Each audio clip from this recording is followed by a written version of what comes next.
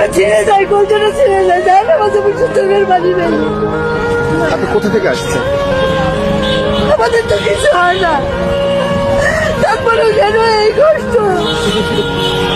আপনি কোথা থেকে? যদি নাও থাকে তাও আমি এই স্থিতি, আমি আমার যতদিন আমি মনে আমি বেঁচে থাকবো ততদিন এইটা আমার মনের মধ্যে এইভাবে তার জন্য কষ্ট থাকবে।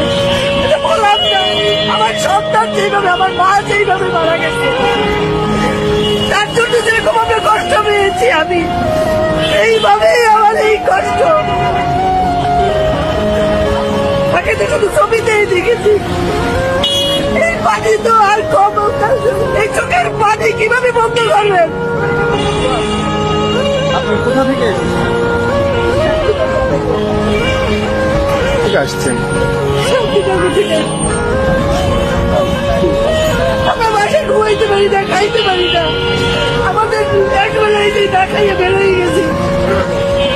কেন তাহলে এইটার কি হবে না? এটাকে এইভাবে কোনো মানুষের ইয়ে হইতে তো পারে না। এই দেশে কখনো বিচার হয়েছে?